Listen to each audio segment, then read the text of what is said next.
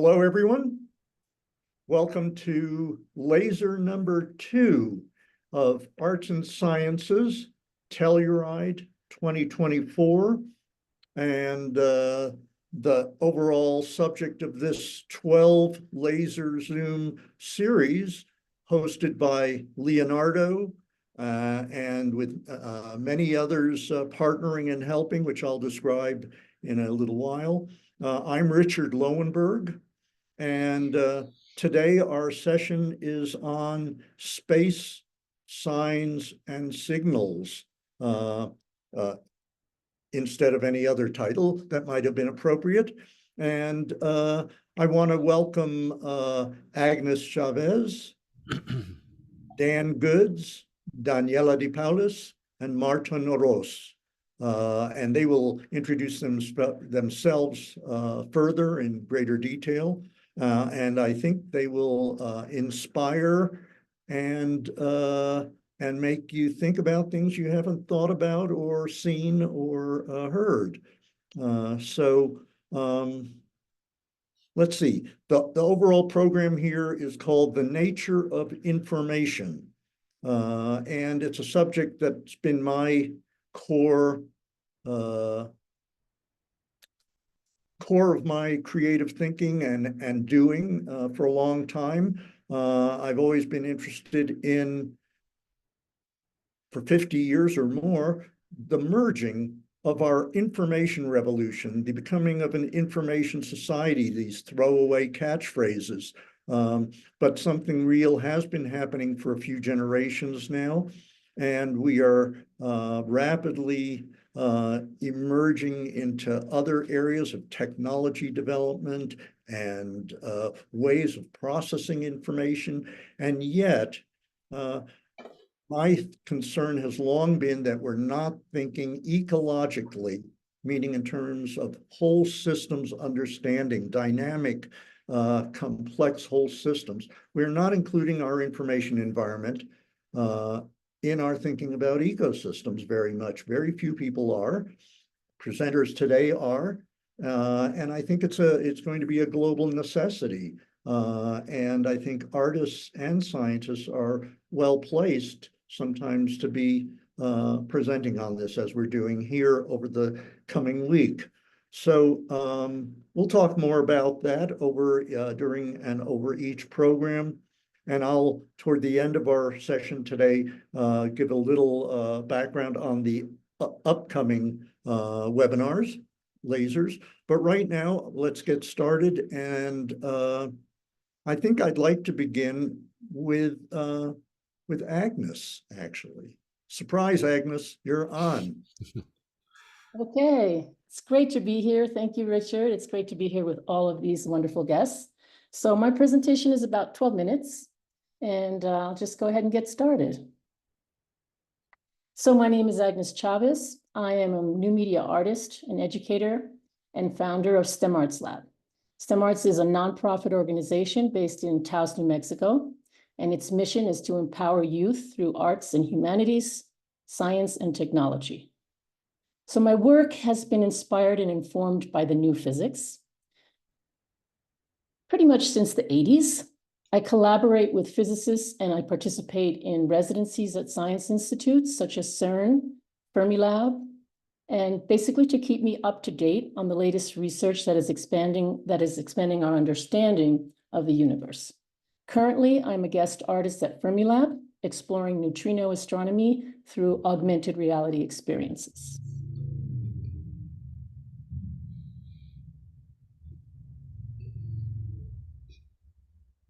So we are living in an extraordinary time for scientific and technological advancements that are expanding our understanding of the universe on Earth and in space.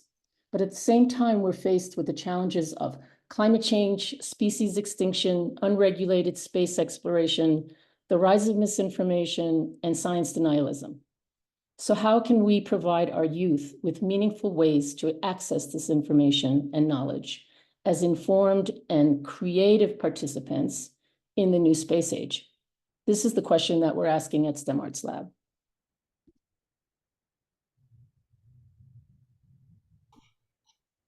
So STEM Arts Lab is a team of artists, scientists, and cultural specialists collaborating with youth to design educational sci-art experiences which tour to art and science festivals around the world.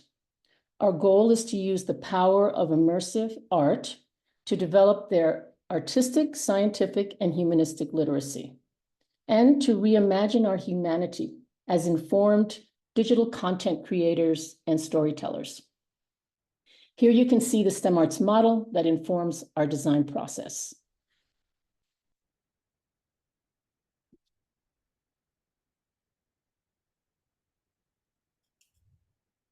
So for this presentation, I'm going to dive into one STEM Arts Lab project that is especially focused on space and the process of understanding our place in the universe. We believe that the exploration of space can send new signals of understanding to our youth that expand their identities as planetary citizens and as a way to nurture creative and informed youth leaders in the new space age.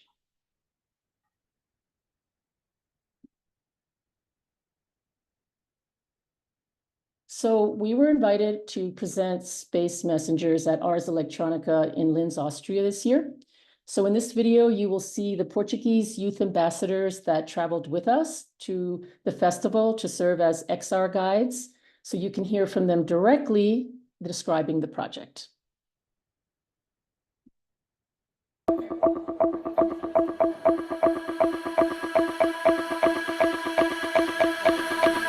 Space Messengers is an immersive mixed reality experience that combines international students from different countries. From Portugal. This is the 5th city that this project is being presented. It's more international. It's really complicated. We have workshops with different scientists and philosophers and artists that talk to us about the great questions of humanity. Some massive event like that could cause space-time itself to ripple. And it all culminates in this art installation. And there's 3 activities you can try here. That one where you can talk to a real particle physicist. It's carbon and nitrogen in the comet that makes it green. Just to clarify, he's a real person. He's not AI. Over here, it's the Space Messengers board. Well, you've seen these messages popping up. So these are messages either from students, teachers, or visitors. So if you want to leave your own message, you just have to scan that QR code and the message will travel with us through the festival. Here we have a movement sensor station, which captures your silhouette and then puts it against a database of videos. Each of the little dots is a video. When we look up and point our telescopes into space, the universe is sending us information. And what you can see in this process? It's the VR section. There's 4 different worlds to explore, and each one of those worlds represents 1 year of this project. So I think Space Messengers is such a nice project and works so good. It's all about giving skills to the students, preparing good citizens for the future, for an interplanetary, sustainable, universal future. A huge part about being a futurist requires us to bring some of those futures to life. And often, as we look back through history, some of the most important ways to do that is all through artistic means of storytelling.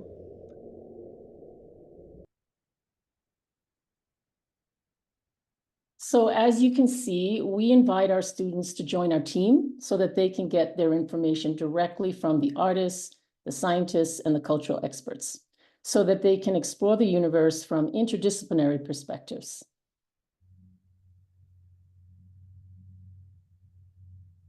So I'm now going to present you to Marcus Dorninger. He is one of the Space Messengers artists that is going to explain the interactive silhouettes technology that you saw and that he created.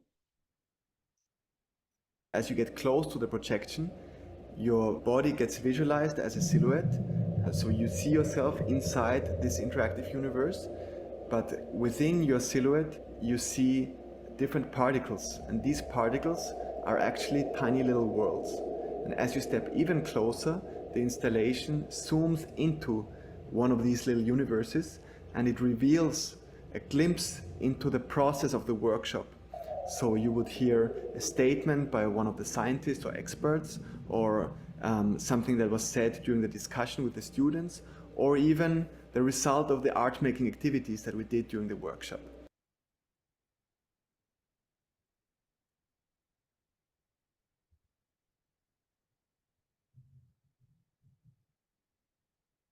So then we took Space Messengers to Guadalajara. We were invited to bring it to the Noche de las Estrellas event in Guadalajara, Mexico at the Planetario Lunaria as part of our international exchange program that we have. And this was between the New Mexican and Mexican students. So you're going to hear from one of the students that participated in the 7-week Zoom workshop, which culminated in this event.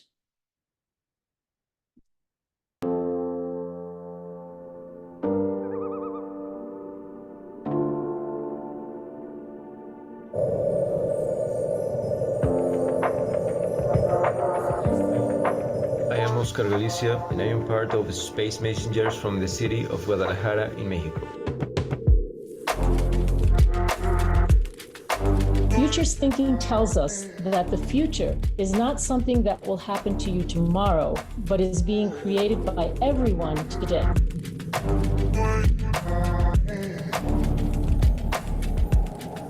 I find very inspiring because it means that we can make different choices now, and we can make choices that can lead us to a different place and a better future. All the stars are moving very fast, and if there were no dark matter, they would fly off into space.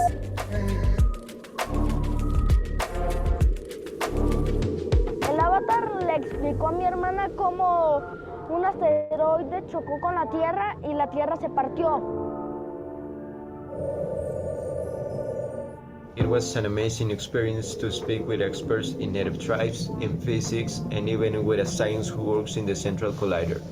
There's this round accelerator called the LHC, the Large Hadron Collider. It's 27 kilometers around. And at 4 places along that accelerator, we bring protons through each other. Talking about the interstellar future of humans allowed us to fly our imaginations. There are many possibilities in the space.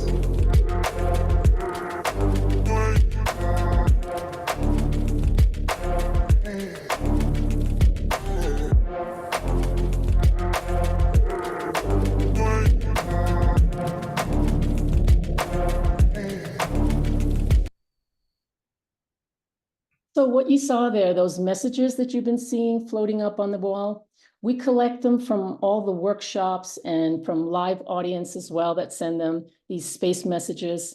And we're using a custom platform that was created in collaboration with Roy McDonald. Here you see a screenshot from it.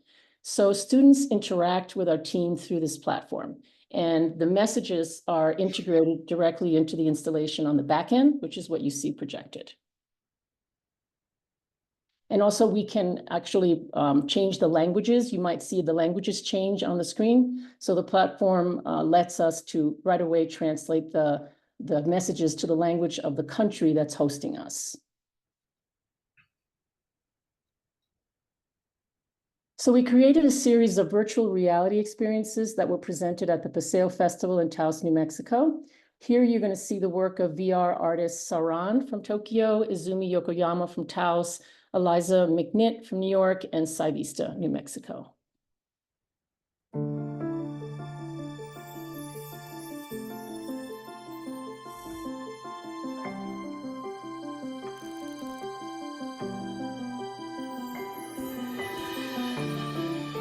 What do you see out there in the dark?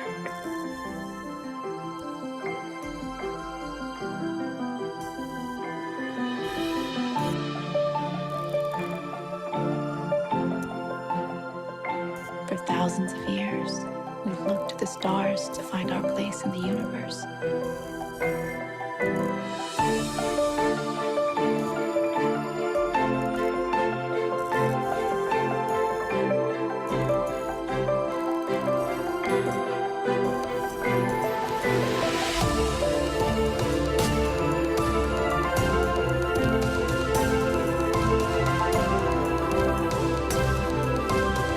Reach out and feel the universe.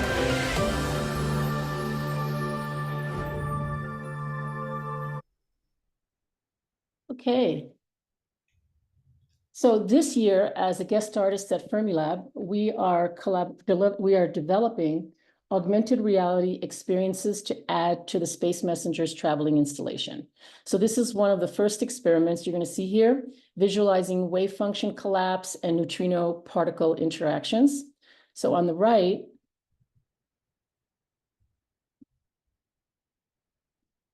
little delay. On the right, you see the augmented visualization that appears when you scan the QR code and then point your phone to the disc that you see at the bottom of that sculpture in the center. And then the sculpture features an original photo multiplier tube that is used in neutrino experiments. And here on the left, I'm going to click on a summer camp kids reacting to the augmented reality experience when it was showing at the Fuller Lodge Art Center just recently in Los Alamos. Good mind going, and I'm going to show you guys. You guys ready for this? Okay, so you see this piece of art right here, right? Yeah. And you've all been asking, what is it? Yeah, it looks like a lamp. Yeah, everybody needs to back up just a little bit or you won't get right there. So now you can see on my phone. Whoa. Can you see that? Yeah. Okay, so everybody can see. How does she do that? You know, that is a question I can't answer. How does she do that? Okay, I'm coming around.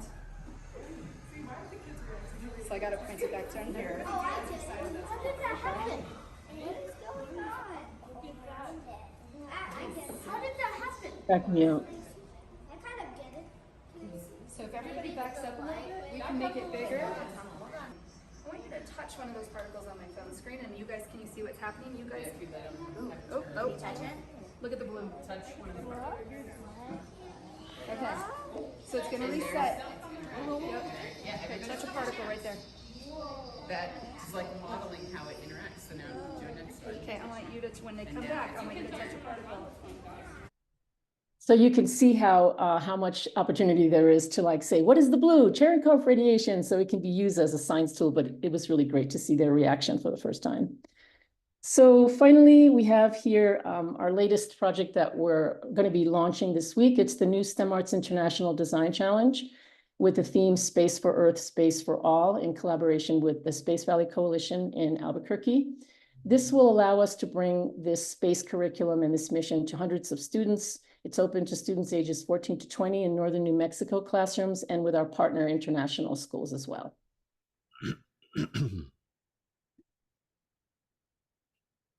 So always returning to the important question that we asked at the beginning and that we're asking as artists, as humanitarians, as scientists, how can we provide our youth with meaningful ways to access and process information and knowledge as informed and creative participants to reimagine humanity in the new space age? So thank you for listening. And on the left, you'll see this is my WhatsApp app.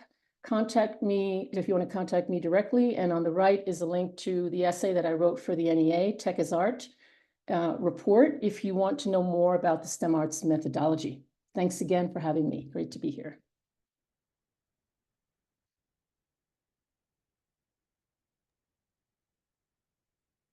Thank you, Agnes. That was just beautiful, just beautiful. Thank you. And we'll talk more about all this after other presentations. I hope we have plenty of time for some interactive discussion because it'll be really a lovely discussion, I'm sure. So, you know, given your presentation, I think I'd like to move to invite Daniela to present next. She's a space messenger in her own right. Thank you, Richard, and hi again, everyone. There you go. Here is my talk. I kept it a bit flexible, not knowing exactly how much time we will have, so apologies if I will skip through some of the slides. This talk can last from 15 minutes to 1 hour. So I thought that for today I would introduce my practice as a cosmic theater. This is a definition that I've been given to my work of the past 15 years more recently. So I've been thinking over the last year about my entire work with interstellar transmissions as a form of cosmic theater in which I try to unite people on Earth with technologies in outer space, including satellites and also celestial bodies. And with my latest project called the Sign in Space, I also extended this cosmic theater into the Martian orbit. So the project is quite global. So the project is a global collaboration with the Green Bank Observatory, the Italian Institute for Radioastronomy, the SETI Institute. I'm currently artist in residence at the SETI Institute, the European Space Agency, and a panel of specialists from around the world. And pretty much this is my network that I grew over the past 15 years, my professional network that eventually I managed to bring together in this project. So I will just show a video which I think summarizes the project in just a few minutes.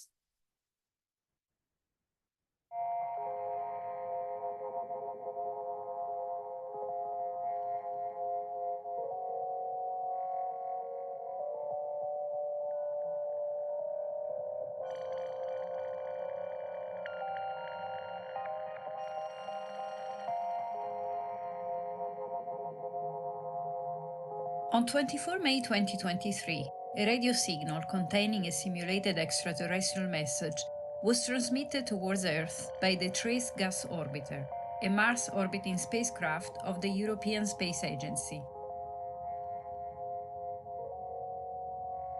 The signal was received by the Green Bank Telescope and the Allen Telescope Array in the United States, and by the Medicina Radio Antenna in Italy.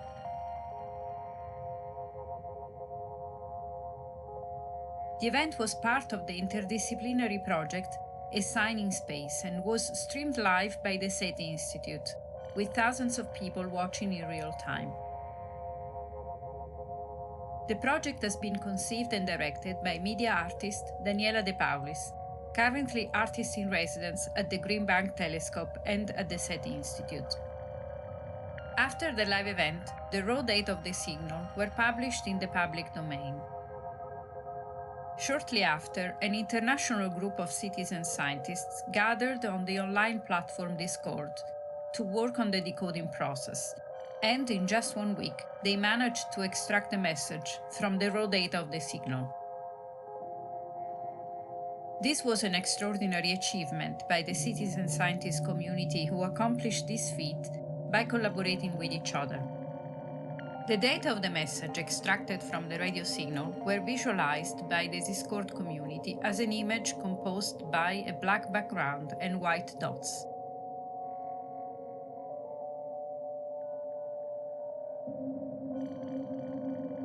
This image, named Star Map, has been the object of hundreds of interpretations by many people who are trying to further decode the data and give them scientific and cultural meanings.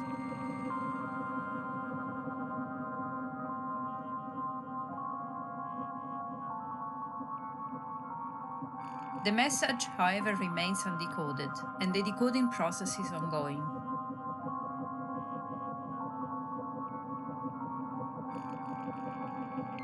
A Sign in Space has been reaching the international public. The project, designed as a work of cosmic theater, has created an imaginary event to be experienced subjectively and collectively by people from various cultures and geographical locations. In A Sign in Space, people active in the decoding process are members of a micro-society, engaged in the process of meaning-making. A Sign in Space stages a concrete first contact scenario, simulating the societal, scientific, and cultural impact of the first detection of a radio signal from an extraterrestrial civilization. A Sign in Space presents a socially innovative event in which the general public plays a crucial role in decoding a potential extraterrestrial message, employing collective intelligence and skills. In the project, citizen scientists venture into a journey of scientific, cultural, artistic exploration, working independently and in groups. A Sign in Space asks how humans, as a multitude of societies, with very diverse cultural backgrounds, give meaning to concepts, events, phenomena, using one of the possibly most radical scenarios that humankind might encounter, attempting to assign meaning to a message from an extraterrestrial civilization. How can we possibly give meaning to something so detached from our terrestrial experience?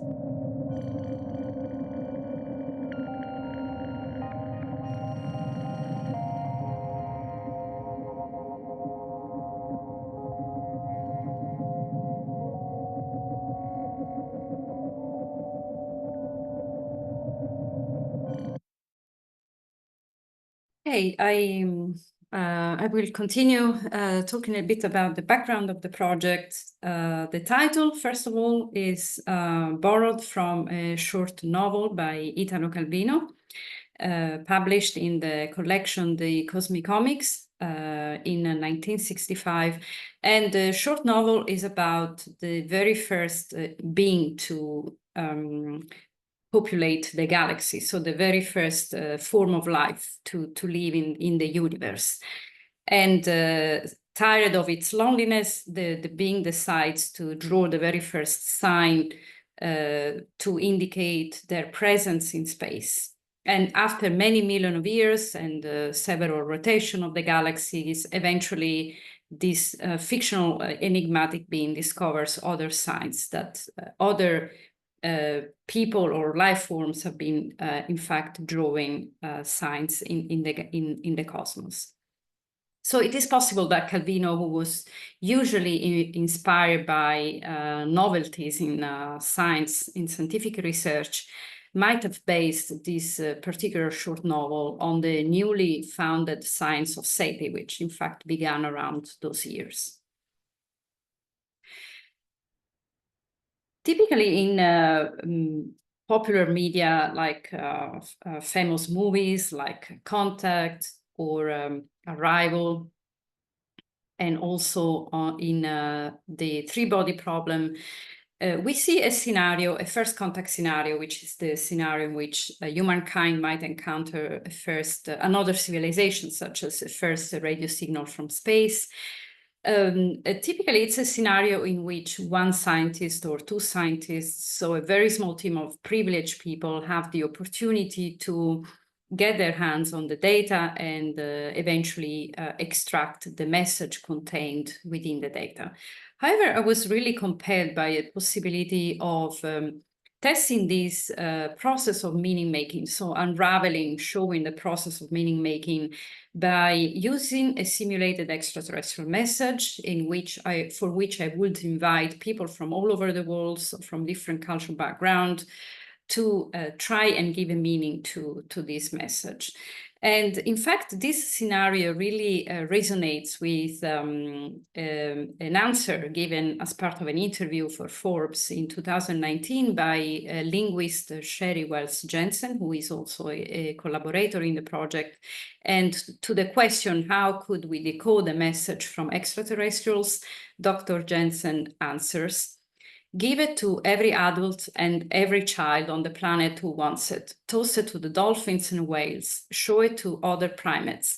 And we need to encourage people to express that data in all kinds of ways, in strings of ones and zeros, in grids, using different pitches of sound, with colored lights, played backward, interpreted as instructions for origami, expressed in beadwork or knotted threads, or in mosaics made of M and M's. And we should do this because we can have no idea how it was meant to be interpreted. The very worst thing we can do is leave it to professionals to fuss over. It will be a glorious all hands on deck cacophony of thought and conjecture. And this is almost a premonition of what really happened during the decoding process of the message that we designed for assigning space. In fact, we had all kinds of interpretations, which I will describe in a minute. So this project took 5 years about to implement, and started with phase 1, during which I collaborated with a satellite company called The Orbit, and they agreed to run a test on 30 July 2021 transmitting the Arecibo message from one of their satellites orbiting at 500-kilometer altitudes. So I use this message because, of course, it is an iconic interstellar message that Frank Drake transmitted into space in 1974 using the Arecibo radio telescope. And my provocative question was, would we be able to understand this message if we were to receive it with our own instruments, our own radio telescopes? Would we be able to decode it and interpret it correctly? So the reception worked well. I used 2 radio telescopes, one in Sardinia and also the Medicina radio antenna, both in Italy. And the signal was received very well. So these are the results at both observatories. And this really encouraged me and my team to continue working on the project. So we were able at that point to expand the collaboration to more partners, including the European Space Agency. Also at that point, I had a scholarship at the Green Bank Observatory. And also I became artist in residence at the SETI Institute. So I managed to expand this team into a global collaboration. So we carried a few tests from March to May 2023 in leading eventually to the live event. So here are some examples of the tests. Here you see the white, the yellow lines are the test signal received from the trace gas orbiter during one of our tests. And also another test that worked well, in which the signal was received perfectly. And as part of one of these tests, the European Space Agency also beamed the image of the trace gas orbiter team back to Earth. So the tests went really well. We were ready for the live event, and eventually on 24 May 2023, we were able to present Sign in Space as part of a live performance streamed by the SETI Institute.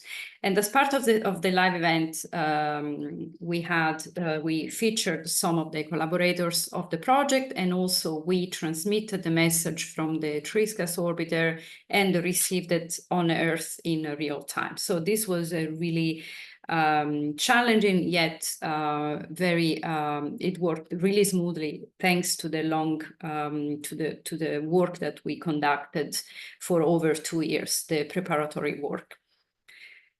And the signal was received by several antennas. So they collaborate in radio telescopes, which I already mentioned, the Medicina radio antenna, Green Bank telescope, Allen telescope array, and also serendipitously we had few more radio telescopes participating, the Raeges station in the Azores, the Arias antenna in Spain, and also the Bochum Radio Observatory in Germany. This is the ideal SETI scenario, the ideal first contact scenario, meaning that more than one radio telescope receives the signal. This would allow scientists to definitely confirm if the signal is from an extraterrestrial civilization as opposed to, for example, a signal from a natural source. So this scenario was also well received by the media. It was the very first time in the history of SETI that this kind of simulation was conducted with real scientists, with real scientific instruments, and also involving the global public. So we received a lot of media attention from major media outlets, including Scientific American, Wired, CNN, New York Times, and several others. So just during the first week, we were able to reach more than 145 million people. And the website has been visited from 176 countries. The reason why these numbers are important to me is because my intention with this project was, as I said at the beginning, to create this global stage. So I wanted to create this imaginary event that could live in the mind of people, regardless of their location on Earth. So I wanted to create a performance, a theatrical story that would go beyond the limits of the stage, of the space of the stage, of the traditional stage. So besides on Discord, as I mentioned earlier, there is a community that gathered to decode the message, the process, decoding process has been ongoing for over a year. After 1 week, they managed to extract the message from the raw data and visualize it as part of this image. And there has been thousands of interpretations at this point, from considering these white dots on a black background as star maps, and also origamis, and also someone imagined this could be a Braille map.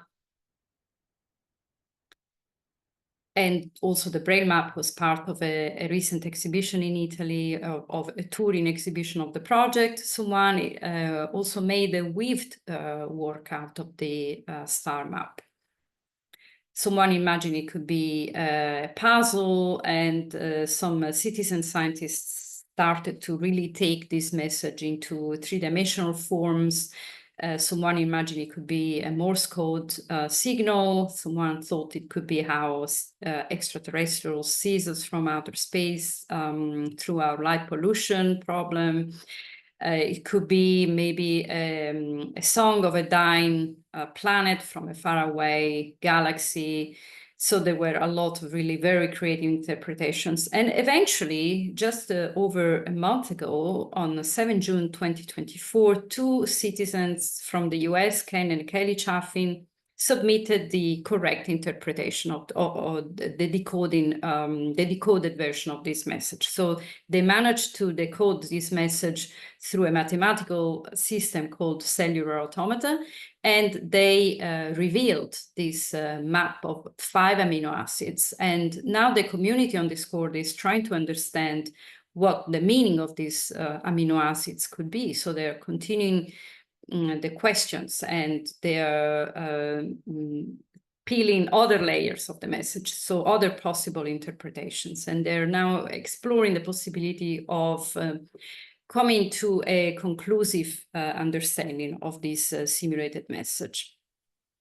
Some citizen scientists have been also analyzing the decoding process, the meaning-making process by, for example, looking at the words that have been used the most in the interpretations chat on Discord. And overall, now there are more than 60,000 posts on Discord revealing the process of meaning-making around this message. So I will just also show quickly other features that we developed to involve the general public, including a website which has a really user-friendly feature that allows people to make drawings and to send their visual responses to the interpretation process, but also in general to the message and to the possible discovery of extraterrestrial intelligence. And we have been trying to organize these drawings. I received approximately 1,000 of them from many countries around the world. And it has been very challenging to organize them. However, we are now making groups that, for example, put them together under the label of written messages or signatures or formulas and graphs, sometimes completely imaginary formulas, and maps, or, for example, pop culture references. We received quite a few of those. But in general, there has been a huge display of human creativity, human engagement with the project, and overall with the idea of receiving a message from an extraterrestrial intelligence. I think if we ever experience this event, the general public will have an incredible response to it. So it will be really leading a cognitive revolution, in my opinion. So these are some of the drawings we received. And I just want to read quickly one of the messages, one of the many messages actually that people have been submitting through the project website that show how people from all over the world, so not only academics and scientists from the SETI Institute, for example, are thinking about the question, are we alone? Many people from all over the world are thinking about the same question and really speculating about how we might be experiencing an event of first contact. And this message says, who am I? What am I doing? I know nothing. I feel like working in the human intestine like a bacterium, and I know nothing about the existence of the human being. There is a chance that we are also bacteria and don't know anything about the deep knowledge of the universe. I hope any alien will listen to me and understand my language, because I'm speaking in a mixture of Urdu, Hindi, and English. What else can I say? I think I'm the weakest human who knows nothing. I know that I don't know anything, and I'm sad about it. And I'm sad because I'm fond of learning. I will never be able to understand the ultimate truth. I can only feel things based on perception, but will never reach the truth. And I thought this really could be how we might be feeling as humankind in general when we will discover another life form or another civilization from extraterrestrial origin. We might really be feeling like bacteria working in the cosmic intestine. So we might not really be able to go beyond the cognitive limits and our knowledge and our own language limitations. Besides the Discord platform and the website, there has been also an ongoing program of workshops hosted by the SETI Institute with SETI perspectives from around the world, including Aboriginal Australians, and also Islamic research community. And these workshops have been followed by people from all over the world. And one of the most recent workshops was in collaboration with Dr. Jensen, who imagined how the visually impaired and the blind community could provide some really useful insights for a possible first contact scenario. We also published a paper a few months ago on Acta Astronautica, which has also been reaching the space engineering field. So the project has really been reaching not only people in the arts, but also people from the space sciences itself. And we were shortlisted for the Lovis Award. And also last year, I won the Europlanet Prize for Public Engagement, thanks to A Sign in Space. I also want to mention just very briefly the best acknowledgement to this project for me has been really coming from the Discord community. And they decided to nominate an asteroid with my name. So eventually last year, the International Astronomical Union approved of this kind request of the Discord community. And I'm extremely grateful and humbled about that. So here is the website in case you want to learn more about the work that people have been doing around this message. I think ultimately this is the achievement of the project. For me, it has been mostly a journey in which I brought together people I've met over the years at conferences. I had the pleasure to work with, and it has been really a privilege to be able to work with talented scientists from these world-renowned institutions. But I think the greatest contribution to the project has really been the general public, who has been providing an incredible, insightful, and creative response to this message that we designed for the project. Thank you.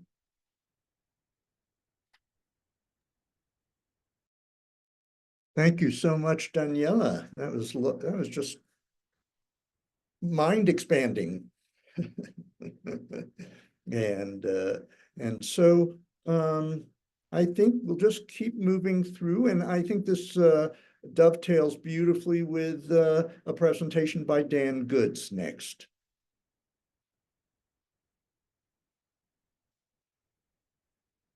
me myself. There we go. Howdy.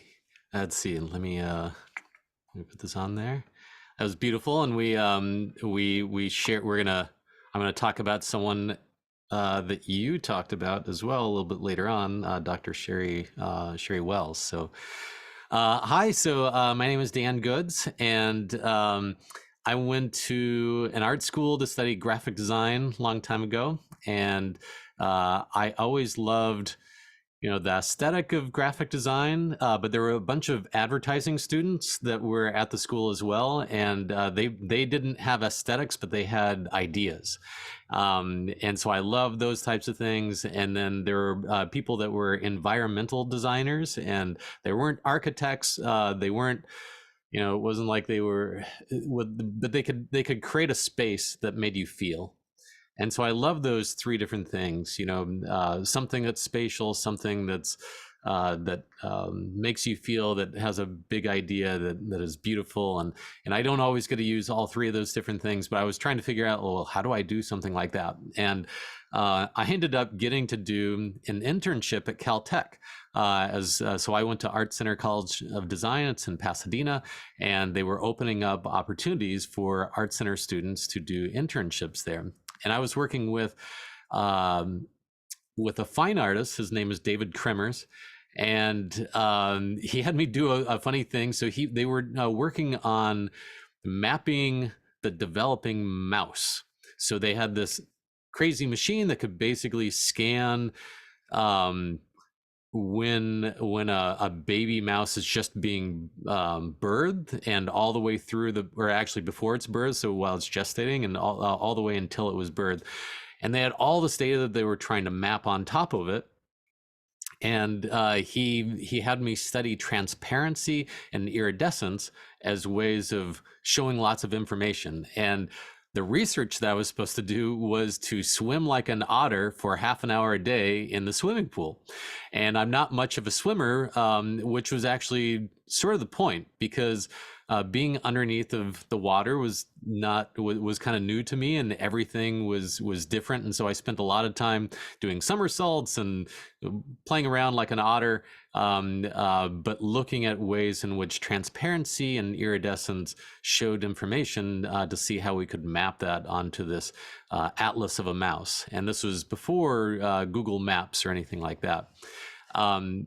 That was my first opportunity to be around an artist that was working with scientists, and this was a lot of fun. I was like, wow, this is amazing. How can I do more of this? I ended up getting to meet the director of the Jet Propulsion Lab. So this is one of NASA's many different centers. It's in Pasadena, California, and it's really known for robotic exploration of the solar system. And so this is the Perseverance rover that landed on Mars a few years ago. Right now it's scooping up dirt and sticking it in little containers. Hopefully we're going to go there and pick them up. But we also do lots of other things. We have telescopes that are in space that looks at stars and galaxies and planets around other stars. And a third of our budget is actually to help us understand the Earth. And so there's a bunch of satellites that help us understand our atmosphere, oceans, earthquakes, global warming aspects of things. And but a lot of people don't really know that we do that aspect of things. So there's a lot of data and a lot of information at the Jet Propulsion Lab. And I remember one of the coolest formative moments of my life is there's something called the Deep Space Network. And so there's 3 locations. One's on the way to Vegas, one's in Spain, and one is in Australia. And there's a bunch of different radio antennas there. And they're equidistant around the Earth, so that as the Earth is spinning, you're always able to communicate to a satellite that's out in space. But it's, this particular one's out in the desert, and it's kind of bizarre out there. It's very quiet, and you have these huge antennas. Some of them are 70 meters, others are about 35 meters. The little thing we're looking in on the right there is the little cone that you would see inside of one of those antennas. But I remember being out there with my friend David Delgado, and it was super quiet, and we were we're kind of wondering, like, wow, it's like all this data is raining down on us, but you can't see it. And another thing was like, well, since we can't see the spacecraft, or we can't see the data, and you can't really even see these things moving, it takes a while for these things. They move really slow if the antennas are gonna point in a different direction. I started to wonder, when I could hear like birds flying and other animals out in the desert, and I started to wonder, what if I could listen to the location of satellites? And both of these sort of ideas of like data raining down on us and listening to the location of satellites, it took a long time. It took about 10 years before we actually got to do anything with those. But they sort of led to these projects. So this is mission control at the Jet Propulsion Lab. So all the data from all the spacecraft that use the Deep Space Network, which is anything that's at the moon or beyond, goes through this one room at JPL. And I get a live feed from that room, and we made the sculpture so that when that it reacts to this spacecraft communication. So when lights come down, that means at that second, we're receiving data from a spacecraft. And when lights are going up, we're sending data to a spacecraft.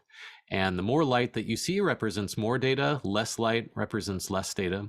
So we still get data from Voyager. We almost lost it a few weeks ago, but when we do get data, it's not very much. So it sort of looks like, it's broken sometimes, but plenty of other spacecraft send and receive lots of data, and then you'll see lots of light coming down.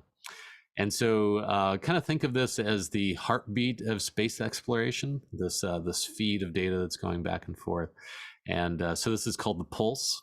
And if for those that are interested, originally it was all made in processing, and I didn't do any of the programming. I'm not a programmer, more of a creative director, and a great person ended up programming all this. And what was great is that when we were trying to figure out like the physicality of this, we're like, well, how many circles of LEDs should we have, and how far apart should they be? And he made this really amazing, his name was Andrew Nagata, and he made all these little, sliders that you could change the size and the width and how many, and then eventually we used the same software to actually run the sculpture itself.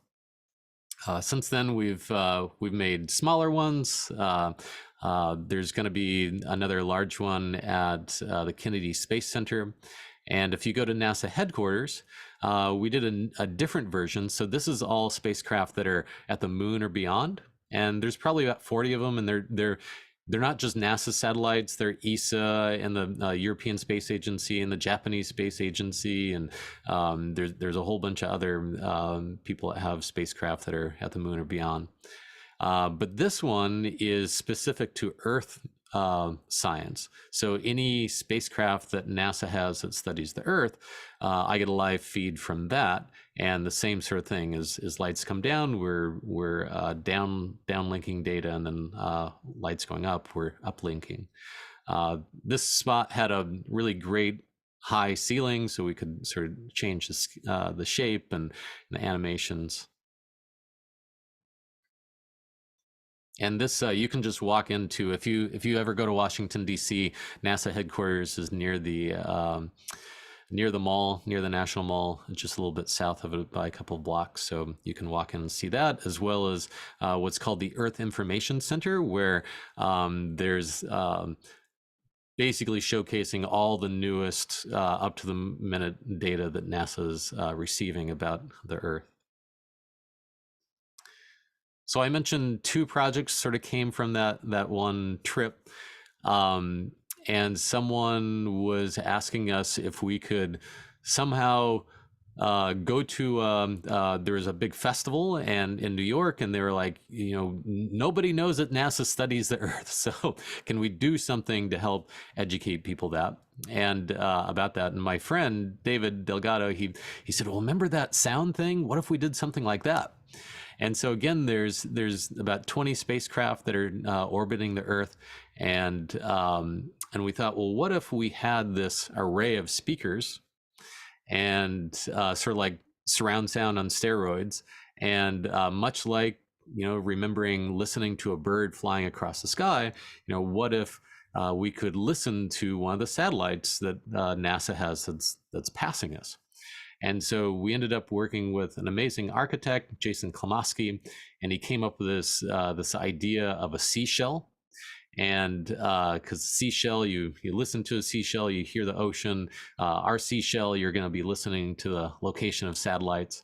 And Shane Mirbeck is an amazing composer and audio engineer, and he helped wire up composed sounds for each of the different satellites.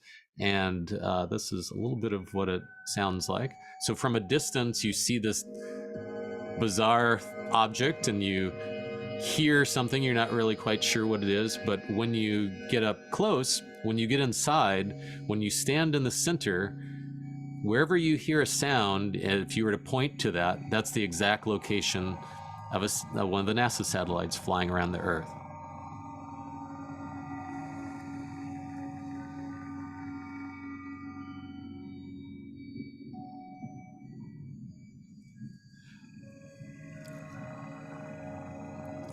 So there's one satellite that's going around the Earth that has humans on it, and that's the only one that sounds like voices, and that's the International Space Station. And it was, you know, I'm not always sure if these things are actually working, right? You know, like, and I remember going there one evening, and it was dusk, and I could actually see the International Space Station going by, and I heard the voices, and I was like, oh, that's so amazing. It's I'm so glad that it's actually working, and we're not lying to everybody. Here's a little group shot of Jason Klomoski on the left, myself next to him, Shane Mirbeck, and David Delgado on the right.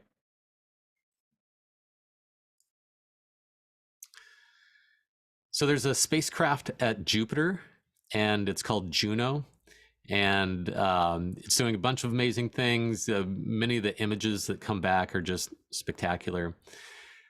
But what's I find the most interesting and compelling is not necessarily the planet Jupiter, but the moons. And one of its moons is called Europa. And Europa is special because we call it an ocean world. And so it's this ice shell, and underneath, we believe, is a gigantic ocean. And all combined, we believe there's twice as much water there on Europa than there is on Earth. And this is about the size of our moon, so it's about half the size of the Earth. And you know, we see all these streaks and potential spots where there's cracks, where maybe the water is kind of coming up. And my dream is that before I die, that we somehow get a submarine that goes down into those oceans and see what's swimming around. But one of the things about being at JPL, I've been there for about 21 years now, is that people get to know you, and they over time they ask you interesting questions, and so some of the engineers were working on this vault. It's like a big cube, hollow cube, and it's made of material that can keep out a lot of radiation, because it's really radiation is really bad next to Jupiter, and this cube sort of holds on to all the electronics and protects them. And they have one spot that there's a hole that was the last thing that they're going to do it's the last thing that they put on before it's a little plate the last thing they put on before they close up the whole spacecraft. And so they were like, hey, what would you guys do with this plate? And so we're like, wow, what would we do with this thing? And actually, we ended up working with Sherry Wells and a few other linguists. And we had this idea of, well, what if we celebrate water in some way? And we're trying to think about different ways of celebrating water. And we're talking to the linguists, and it's like, how do we celebrate all the different ways in which we say water? And so they made a list of over 100 different languages. And then they got people who are was it natural speakers, original speaker, first language of all those different languages to say the word water. We recorded it, and then we took the recording and made a waveform of all those different ways of saying water. And then a beautiful designer, Debbie Millman, helped us put this together. And so these are over 100 different ways of saying the word water. And what's fascinating to see is that you can see how, some have a single syllable, some have multiple syllables, and if you go to the Europa Clipper website, you can even go there and listen to all the different ways in which you can hear it. And so thought it was just a beautiful gesture. It turned out aesthetically really, really beautiful. And then we got to see it actually getting put on the spacecraft. So there's the hole at the very end. And they put it on there, and now it's on this amazing spacecraft called the Europa Clipper. And Europa Clipper is it's not gonna land on Europa, but it's gonna orbit a whole bunch of times, and it's gonna help us understand the thickness and potential areas in which we might imagine someday trying to go down into the ocean. And sometime in the next few months, it's going to launch and get there in about 6 years. So that's the end of my little talk.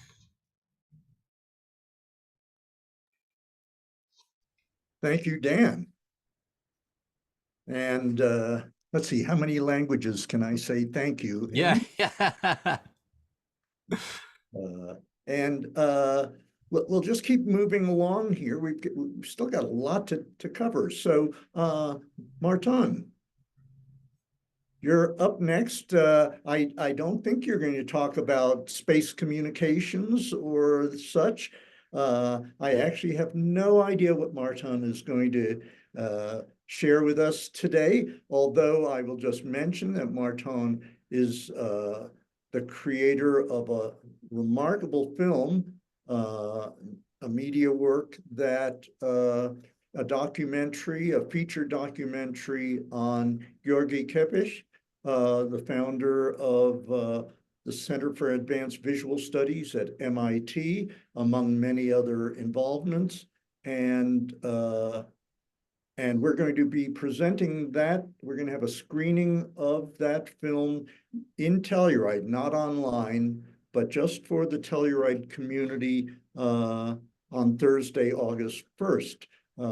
So people here are looking forward to that, and we're trying to get a nice audience to show up in a tiny little town. And I'll introduce Marton Orosz, please. Hello. So I think I did already share my screen, right? Can you see it? Yes, looks good. Great.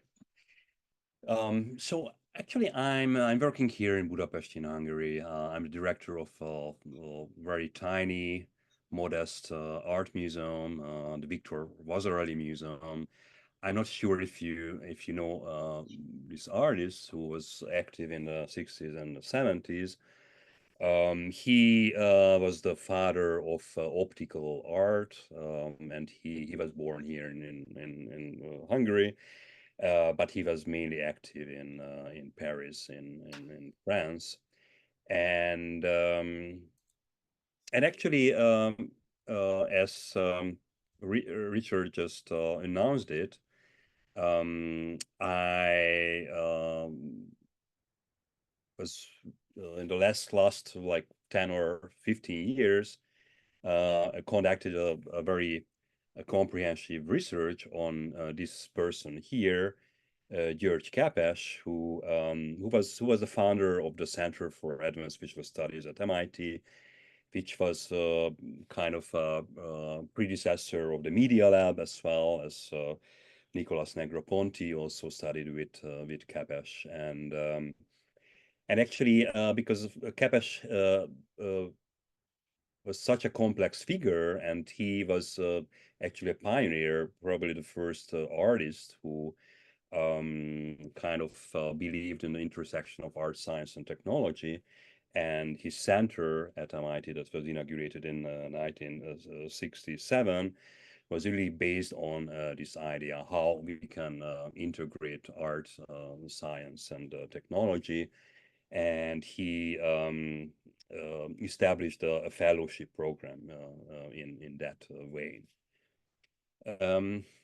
However, because we are with a cohort of scientists and artists who are pretty much affiliated with space exploration, I just wanted to mention that for the 50th anniversary of the first manned mission moon landing in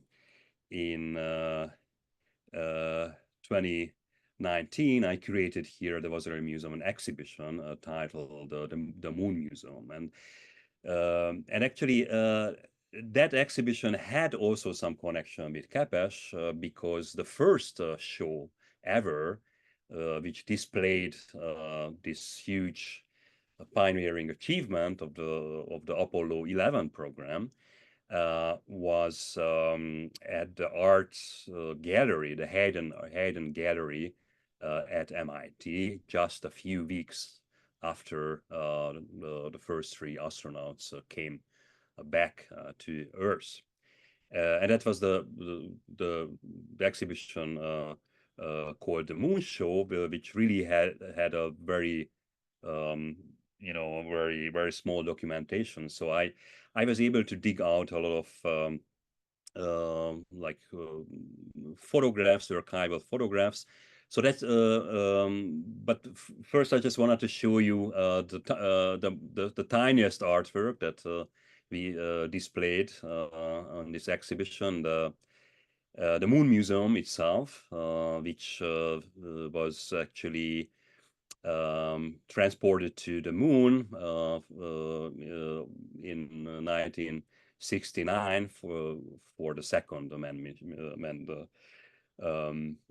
lunar program, the Apollo 12. Brought this artwork to the moon. However, this is a multiple, so it exists in multiple copies. Actually, the smallest artwork that was ever inventorized in the collection of the Museum of Modern Art in New York was this artwork. And I was working for 6 years to get the first copy, the prototype of this artwork. We didn't have that much money to bring this work back from the moon itself, but we were able to borrow the prototype of the Moon Museum from Frosty Myers' collection from Florida. Frosty Myers, the sculptor, was the inventor of the Moonarch project. Right, and so I was able to get some archival photographs from Gus Kayafash, who was actually the assistant to Minor White at MIT. Minor White led the photography program at MIT in the 60s. And Gus Kayafash, who later became a very important gallerist in Boston, he took a bunch of pictures documenting this very pioneering exhibition, the first exhibition after the Apollo program managed to come back to Earth. And actually, they also brought some moon dust that was also exhibited the first time at MIT. And as the story goes, the curator of the exhibition, Wayne Anderson, who was the curator and the director of the Hayden Gallery at MIT, was the first person who was able to touch the moon dust. So it is really a fascinating story, that when they installed an exhibition and they put the moon dust from one jar to another container, the dust actually came off from one of these containers, and they asked the curator to put it in the showcase display, and he managed to do that. However, some particles, some dust from the jar, just attached to the fingernail of the curator of the exhibition. So that's why Wayne Anderson told it later that he was the first person, because not even the astronauts or the scientists were able to touch the moon dust only with gloves, but without bare hands. So that was an art historian, the curator of the first moon exhibition, that physically touched the surface of the moon. So we also exhibited the Moon Arc, which was a project of the Carnegie Mellon University. That was the last work that another MIT CIVS fellow, Laurie Burgess, developed. And we were the last art museum which was able to actually showcase this artwork before Laurie Burgess passed away. He passed away during the exhibition in 2019. So this integrated sculpture that was really pretty much connects to what Dan was talking about, about how we could integrate in one sculpture, all the knowledge of the humanity, that artists, designers, educators, scientists, and engineers could miniaturize and put it in to this tiny sculpture that could act as a bottle and ship it to the cosmic space. So according to my knowledge, this moon arc will be transported to the moon for the next manned moon mission by NASA, hopefully next year or in 2 years. And we were able to exhibit the prototype of this, and also the sketches or the drawings or the preliminary drawings that Laurie did. And by the way, Victor Vasarely, who our museum was named after, he was the one who, with the first French astronaut, I think his name was Jean-Luc Chrétien, was able to transport hundreds of his serigraphies, his silkscreen prints, to the Russian space. I mean the International Space.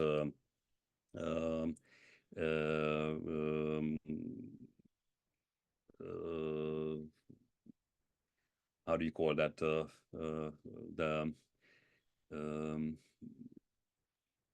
International Space Station. That's the space station. Yes, that was a French and a Soviet mission in 1982, and after the artworks were returned from the space station, the serigraphies, the silkscreen prints were auctioned by UNESCO to help the young scientists from the third world. Probably you know this cover that was also based on Vasarely's design of the so-called CTA series. So CTA was a signal that were received simultaneously by the Soviet and the American space agencies, and they believed that were like the signs of extraterrestrial intelligence. And Vasarely designed a whole series, based on the CTA idea. And this is one of the CTA compositions that David Bowie, who was also a Vasarely fan, actually utilized for the cover of the Space Oddity album. That also came out in 1969.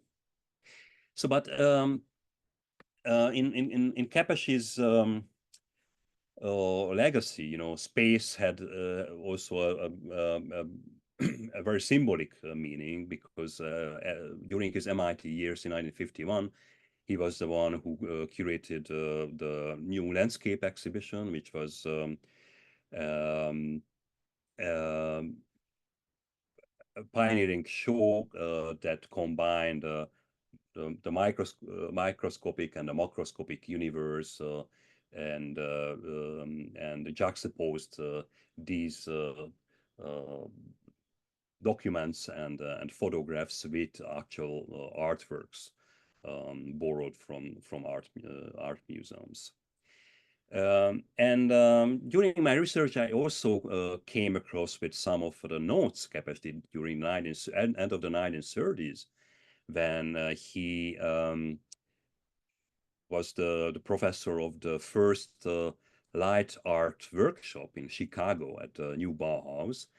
And based on his notes, actually the space and architecture and the urban space as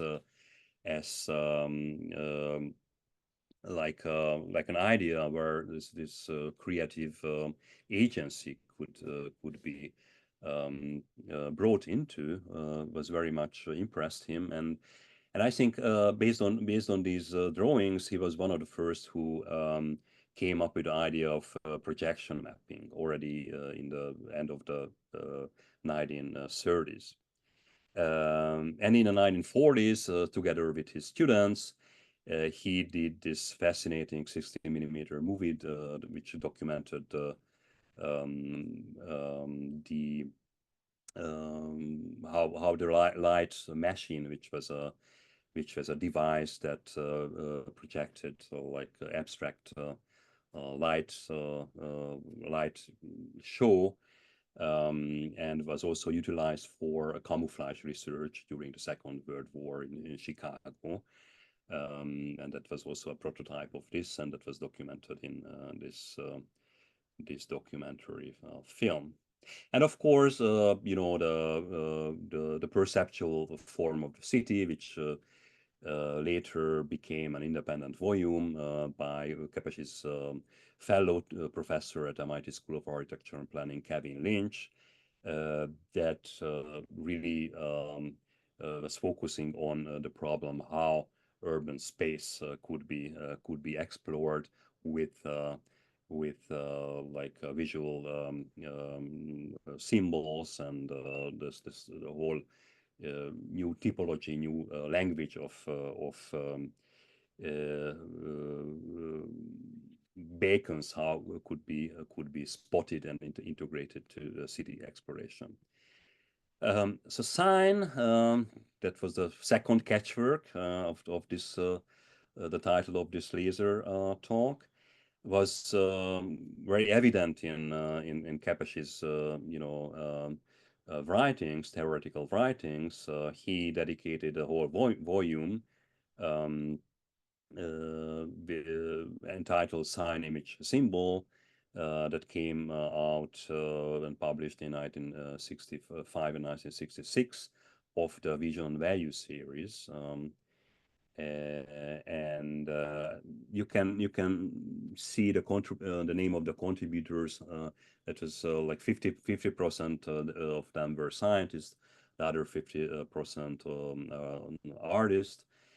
So Chavez basically tried to channel in like an encyclopedic knowledge on some of these fields that he believed that connected to topics of the mid-century, like media art that was developing during that time.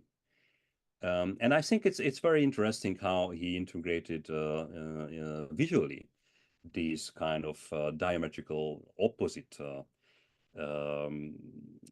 subject of art and science. For example, here of the cover of his new landscape book, the punch card like design, which was certainly associated with science, was combined with the image of a flower, of an X-ray image of the flower, which Chavez believed a visual symbol of an art.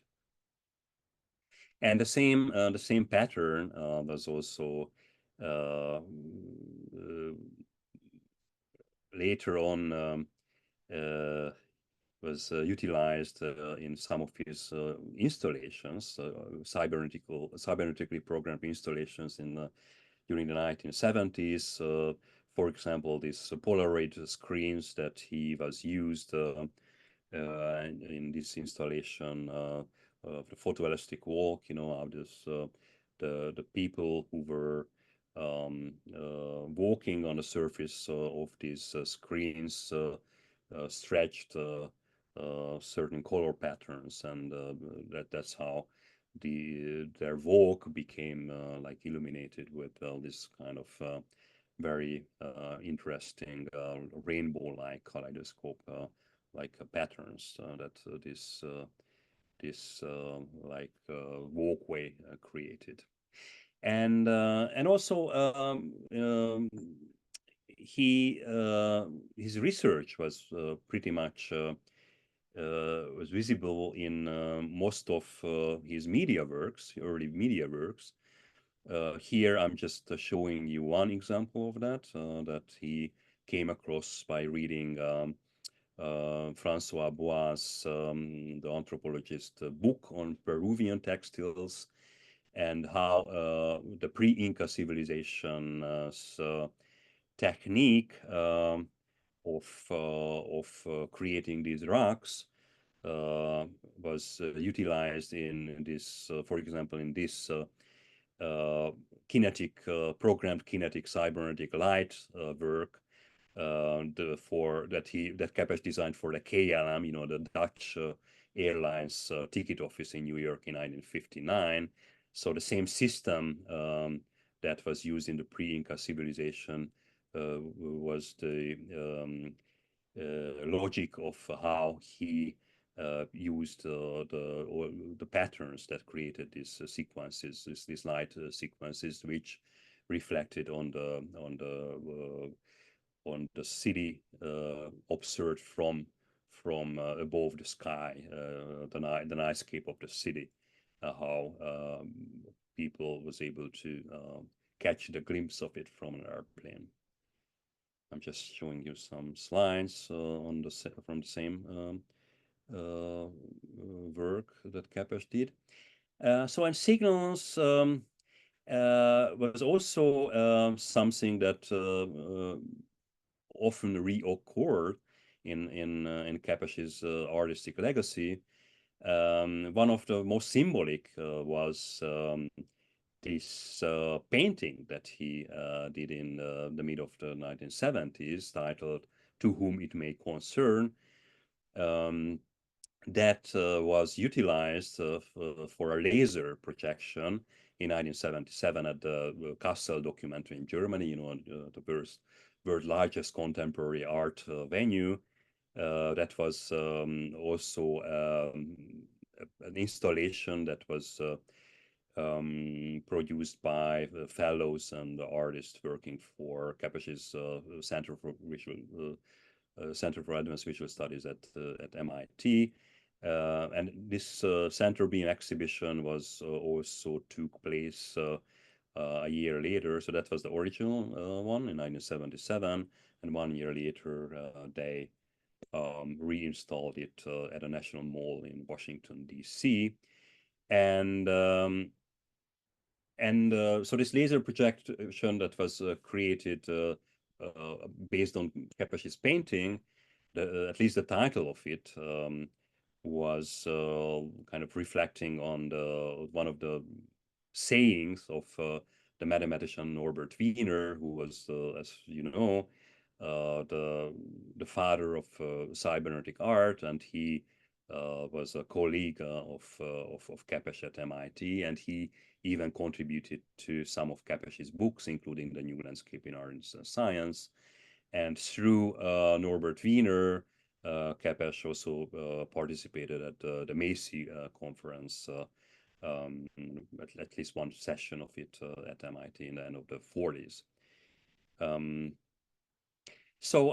I just wanted to talk very briefly about how Chavez's legacy was, or at least what we are trying to do, how we can integrate it to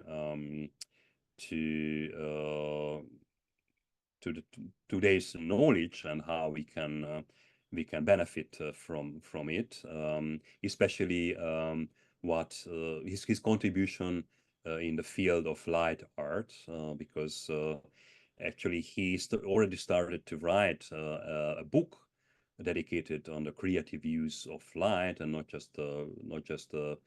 just light as an art instrument or like a medium for art, but he also wanted to focus on like light as an encyclopedic knowledge, light what meant in the culture of humanity, the science of light, and all kinds of aspect of light design. So this book that he started to write in the 1930s up until his retirement in the 1970s was not finished, but it's available in a manuscript form. So this will be one of my next project to edit it, and maybe to just extend it with one final chapter focusing on the contemporary light art endeavors. So there's an International Chavez Society that was founded in the early 90s, in 1993. That was the first light art symposium in Eger in Hungary, not far from the city or the village where Chavez was born. So this is just an image of very first display of the museum dedicated to Chavez that was inaugurated in the 1990s. So it's not there anymore, because the museum was moved to a different location. But I just wanted to show you some archival images. So last September, we convened light art symposium dedicated to the 30th anniversary of the first light art symposium. That took place at the Mohyliana University here in Budapest, the Mohyliana University of Art and Design. So we had a lot of international guests, including Jeffrey Shaw, one of the most known new media artists. He based in Hong Kong. I think he moved now from the City University to the Baptist University of Hong Kong. We had Karis Terranova from University of Dallas, who is also a Chavez expert. We had the pleasure to invite the founder of the Signal Light Art Festival, which is one of the largest light art festival in Europe, based in Prague, Martin Posta. We had also Robert Orwitz from Prague. Maybe you know Robert, who was the editor of the Whole Earth magazine, 1970s, 80s, and he was also contributor of several art journals in the US. And we had Michael Niemark, who was also Chavez's fellow at the Center for Advanced Visual Studies. And he, as you know, he did the Aspen Movie Map, which was the predecessor of the Google Earth, actually Google Street Map, sorry. That was also an MIT project, and he also took part of the development of the first laser disc that was created at the Media Lab at MIT in the 80s. And this symposium that we did was actually run parallel with an exhibition that I curated at the Vasarely Museum, titled Luminotech, that showcased some light-based artworks of the members of the International Chavez Society. We try to focus on every aspects of light art design. You can see here on the left a fiber optics sculpture by a Milan-based Italian artist. Also, like some holograms. I think the one here in the middle is by Michael Blyenberg. We had also one from Dieter Jung. This is an imaginary camera, an old existing, a reinvented camera by Tamás Walitsky, who also based in Hong Kong and teaching at a city university. And this is the one from Dieter Jung, a German, Berlin-based hologram artist who was also a fellow at the CIVS at MIT. And we also redid, based on a sketch of Vera Molnar. Vera Molnar just passed away last year, and she was one of the first woman computer artist. And we created a light artwork based on one of her sketches by using illuminated paint, and we just like a neon green paint that was illuminated in the dark at the exhibition. This is the process how this sketch was blow up on to put it on a wall, and it was in fact the last artwork that was ever exhibited at the art museum during Vera Molnar's life, because she died in the age of 90 last November, so just 1 month after we opened this exhibition. And we also had some very young member of the International Chavez Society. For this work is by a UK-based artist, Balin Boigo.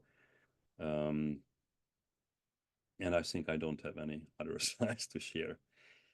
So this was just kind of some flimsy ideas, that I did jot down and related to space research, how Chavez, who I use always as a case study for my work, for my research, because he had such a complex legacy, and he's connected to all kind of aspects related to media art and this kind of system approach as well, and cybernetic culture, you name it. And he was a forgotten figure, that we really have to put back into place. And I'm very hopeful that my film that will be screened as Richard just announced on the 1st August. This is a feature-length documentary film, I think 97 minutes long. That will be screened tomorrow in Taipei, in Taiwan, because Chavez also had a major impact actually on the modernism of the Southeast Asia. But that will be a subject for another talk. Thank you very much. Thank you, Marton. Well, as is the case when we have really remarkable presentations, we have no time for discussion among ourselves, unfortunately. So we have about 4 minutes. We have another session after this. We're giving about a 20-minute break between the end of this and the beginning of the next laser.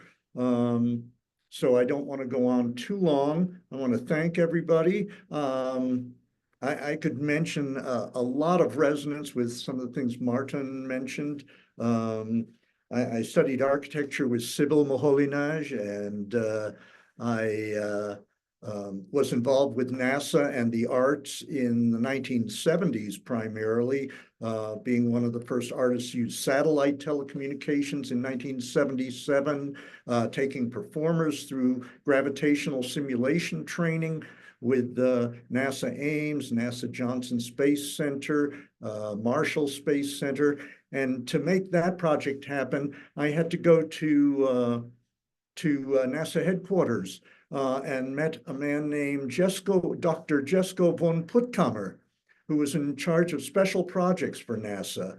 And he sort of opened many doors at other NASA facilities for me to work with. And it turned out, I learned later, he also was the advisor to Gene Roddenberry on the creation of Star Trek. So there's a lot of art and science and popular culture that comes through. I'd like to mention that we have a session starting in about 20 minutes, 25 minutes, and that's going to feature Ken Rinaldo, Andrea Pauli, Ricardo D'Alfara, and Sean Brixey. And I think it's going to be, as we have begun here today, it's going to be a really inspiring session. So I urge anybody who's watching this to stay and come back and tune in to Artful Intelligence, the more appropriate way to talk about AI. Also, just relative to this presentation, I don't know if Dan is going to make it to SIGGRAPH this coming week, but one of the people that was on a session originally scheduled with Dan is Eleni. What is Eleni's full name? Helen Nicole Costis. And she is working at this Earth Imaging Lab that Dan mentioned. And she will talk from SIGGRAPH next on Wednesday, the 31st. About the Earth Imaging Lab and some new initiatives to share a tremendous amount of data and imagery and other things with projects that others might utilize that information for climate change, for educational purposes, for arts, etc. So that's Wednesday the 31st. And joining her will be Tamiko Thiel, who is the getting the Lifetime Achievement Award at SIGGRAPH this year for her work in computer graphics, AI, VR, XR, etc., and some others. The whole program over this coming week is just going to be more of what we've just seen today, really awe-inspiring, creative, and intelligent work that is creatively motivated. And also, this is being done by independent creators who understand that with that creativity, with that freedom to create and inspire, there's a tremendous amount of possibility for social responsibility. And we're seeing it right here with these few presenters just now and with those during the coming week. A tremendous amount of social application, social responsibility, and caring about humanity at a time when we really require greater caring and creative vision for our societies. So I want to thank everybody, and in 20 minutes we're going to have another session. So thank you all. Thank you.